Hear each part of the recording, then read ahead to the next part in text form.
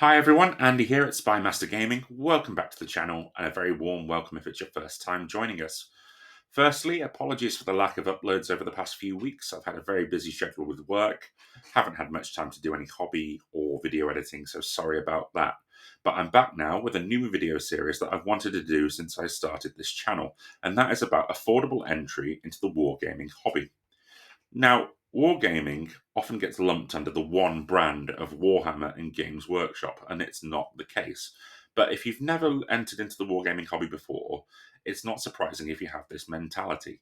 If you go to any high street, town, or city centre in the Western world, you will have stumbled across a Warhammer Games Workshop shop. You will have seen the small painted figures in the window, and you will have seen people playing the games with them and creating fictional battles.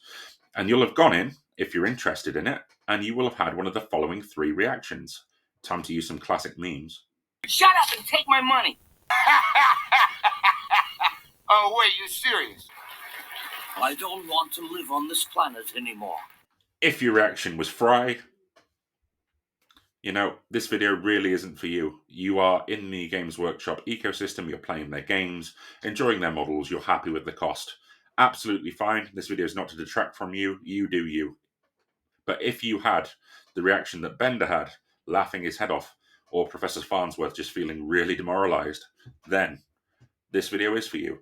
Because I want you to know that Warhammer and Games Workshop is not reflective of the entire wargaming hobby. But their models can be useful to dip your toe into it.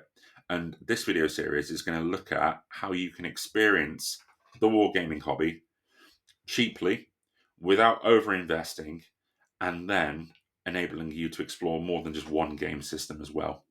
So, I know I've just said that Games Workshop may seem expensive, but we are going to be using their models to explore other game systems. So in today's video, I'm going to look at how you can acquire a small amount of models to then take forward and use in other game systems.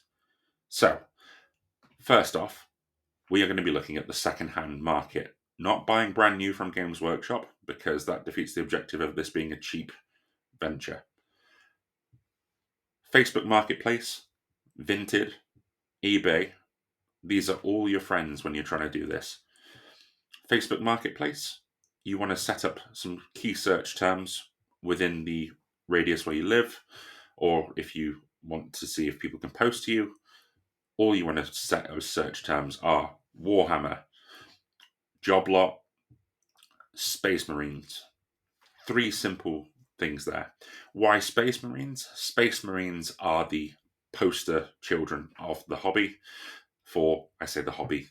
See, this is what I mean. People confuse them. They're not representative of the entire hobby. They're the poster boys of Games Workshop.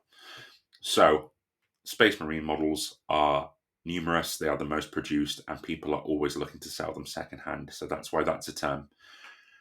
Vinted, likewise, you can set up search terms on there, and also on eBay, you can set up your search terms as well. So once you've done that, you may start to get some returns on it. You want to be looking at spending between £10 to £25 for a small group of models. That's it at this point. Not a massive amount, but it should be enough to give you enough of a baseline to explore some systems. If you're using Facebook Marketplace, I should say there's a couple of things to be aware of. Only pay with PayPal, goods and services, or cash on collection if you're going to meet the person and pick up the models. Don't do bank transfers, and don't do PayPal friends and family. Anyone asking for those latter two options will be trying to con you. There's no reason why people should be asking for it. Facebook make it abundantly clear, only use PayPal, goods and services. So a bit of a warning there, just make sure you're clear on that. eBay has its payment built in with the returns policy, so you're safe there. And Vinted also has buyer protection, so those two are okay.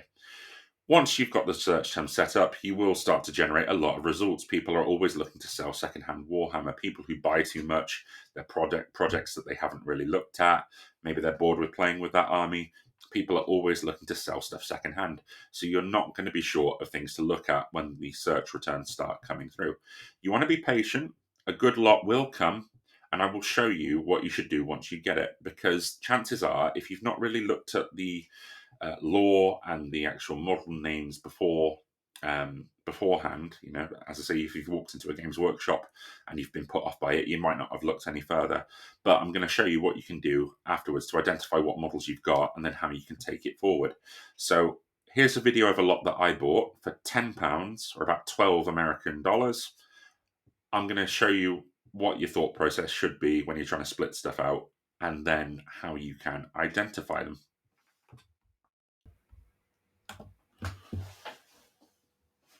So as I said, looking through the models that you get, you may not know what they are, but it doesn't matter because just looking at the different types that come in the lot, you will be able to split them out into different groups just on how they look. Quite an easy process, don't need to overthink it. So I'll just go through and just show you, this is a rough box of models that I picked up. We have a tank, it's the only one in there, got some shooty things on it. I'll put that as a separate lot, not badly painted, which is good because I don't intend to be painting it just yet. I should note that if models are painted or unpainted, it doesn't matter. You can take them to the tabletop in whatever state they're in. And if you're more interested in the gaming side of things, it doesn't matter. There was a little robot walker there, broken. We've got a bike, nice and simple to identify, goes in the vehicle category, and another bike as well. And yeah, this is honestly, it's simple, just looking at the different types that you've got, and then you can take it on further to show to other people so they can give you some more item specifics. So we've got another robot walker there, quite nicely painted for an older model, and a third one as well. So great, really easy. Again, visual aids just because of how the models look. It's really quite easy to separate them.